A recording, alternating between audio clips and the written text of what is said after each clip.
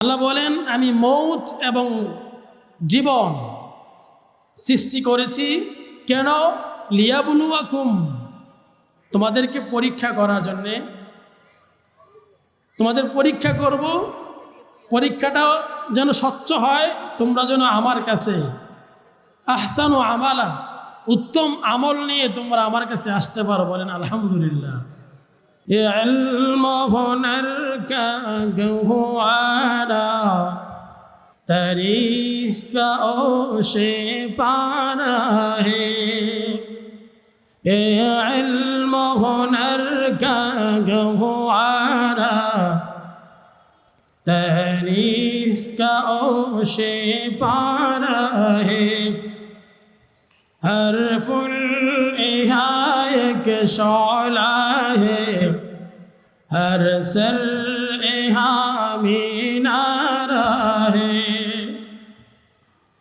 खुद साकी कौसर ने राखी मन जाने की बुनियाद यहाँ।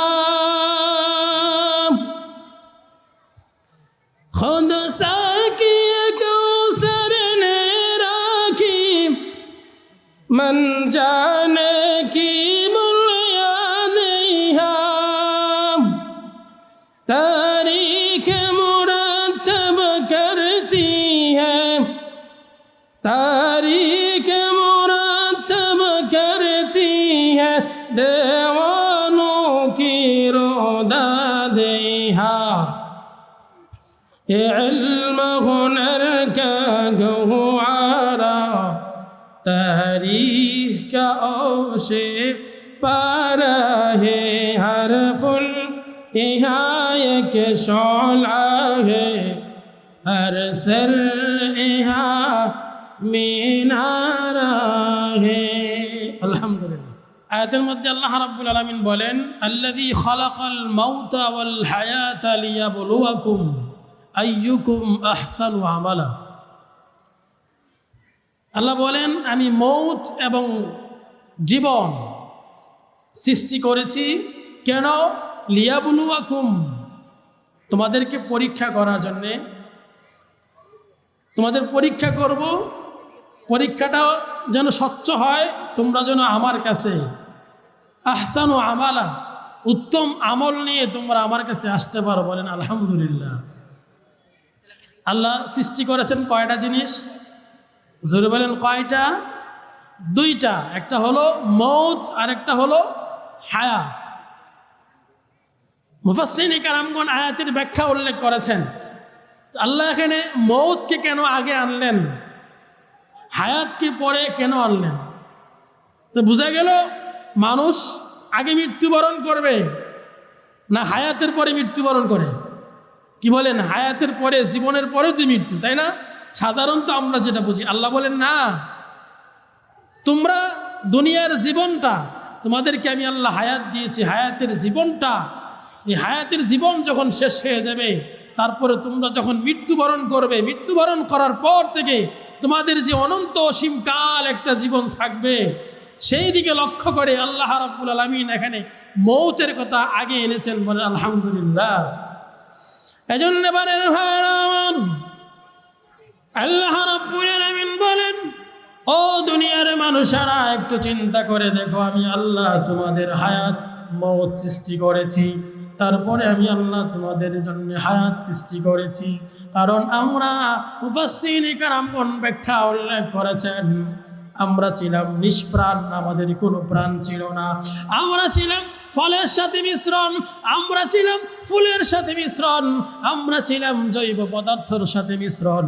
আল্লাহ রাব্বুল আলামিন আমাদেরকে সেখান থেকে বাহির করে, নির্যাস করে আমাদেরকে বাবার পৃষ্ঠে মার রেহেমে মহান আল্লাহ আমাদেরকে পৌঁছে দিয়েছে। বলেন সুবহানাল্লাহ। আল্লাহ রাব্বুল আলামিন সূরা বাকারা 29 নম্বর আয়াতে আল্লাহ বলেন, হুয়াল্লাযী খালাকা লাকুম মা ফিল আরদি জামিআ। আল্লাহ বলেন, ও দুনিয়ার মানুষ, আমি আল্লাহ তোমাদেরকে একত্রিত করেছি একমাত্র আমার ইবাদত করার জন্যে, আমাকে ডাকার জন্যে। তোমরা ছিলা বিভিন্ন জায়গায় মিশ্রণ, সেখান থেকে আমি আল্লাহ একত্রিত করেছি। বলেন সুবহানাল্লাহ। আমি আল্লাহ একত্রিত করেছি। একত্রিত করার কারণ হলো আল্লাহ রাব্বুল আলামিন বলেন, তোমাদেরকে আমি আল্লাহ একত্রিত করার কারণটা হলো আইয়ুকুম আহসানু আমালা, তোমরা যেন উত্তম আমল নিয়ে আমার কাছে আসতে পারো। বলেন সুবহানাল্লাহ। তোমাদের আমল যেন গ্রহণযোগ্য হয়, গ্রহণযোগ্য আমল নিয়ে যেন তোমরা আমার কাছে আসতে পারো। এই জন্যে আমি আল্লাহ তোমাদের জন্যে মওত এবং জীবন তোমাদের জন্য সৃষ্টি করে দিয়েছি। বলেন সুবহানাল্লাহ। পানের ভাইরা আমার, আল্লাহ রাব্বুল আলামিন বলেন, বান্দা তুমি কেমন করে আল্লাহর নাফরমানি করো? তোমাকে উল্লেখ করার মতো বস্তুই তুমি ছিলে না। আল্লাহ রাব্বুল আলামিন সূরা দাহরের ১ম নম্বর আয়াতে বলেন, হাল আতা আলাল ইনসানি হিনুম মিনাদ দাহরি লাম ইয়াকুন শাইআম মাযকুরা। আমি আল্লাহ রাব্বুল আলামিন তোমাদেরকে সৃষ্টি করেছি, তোমরা তো উল্লেখ করার মতো কোনো বস্তুই ছিল না। তোমরা যে মানুষ রূপে সৃষ্টি হয়েছ, উল্লেখ করার মতো বস্তুই তোমরা ছিল না। আমি আল্লাহ তোমাদেরকে সেখান থেকে জমা করে একত্রিত করে আমি আল্লাহ বাবার পিস্তে মার রেহেমে তোমাদেরকে পৌঁছে দিয়েছি। বলেন সুবহানাল্লাহ। ও দুনিয়ার মানুষ, তোমরা কেমন করে আমি আল্লাহ নাফরমানি করো? তোমরা কেমন করে ঈমান থেকে বঞ্চিত? তোমরা কেমন করে আমি বিধানগুলো তোমরা মানো না? তোমার সামনে, তোমার কানে দৈনিক 5 বার হাইয়া আলাস সালাহ, হাইয়া আলাল ফালাহ, ও বান্দা নামাজের দিকে আসো, ও বল্লা কল্যাণের দিকে আসো। দৈনিক 5 বার তোমার কানে আওয়াজ আসে।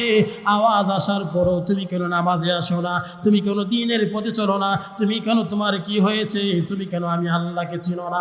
এজন্য আল্লাহ বলেন সূরা বাকারার 28 নম্বর আয়াতে আল্লাহ বলেন, কাইফা তাকফুরুনা বিল্লাহি ওয়া কুনতুম আমওয়াতান ফাআহইয়াকুম সুম্মা ইউমীতুকুম সুম্মা ইউহয়িকুম সুম্মা ইলাইহি তুরজাউন।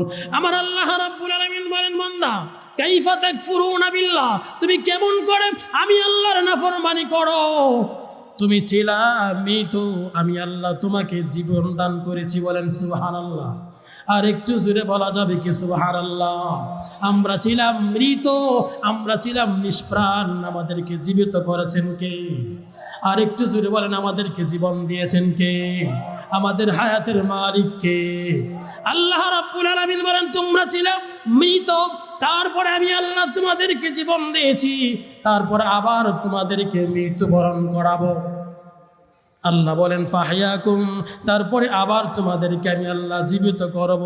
সুম্মা ইলাইহি তুরজাউন, তারপরে তোমরা আমার কাছে প্রত্যাবর্তন করবে। বলেন সুবহানাল্লাহ।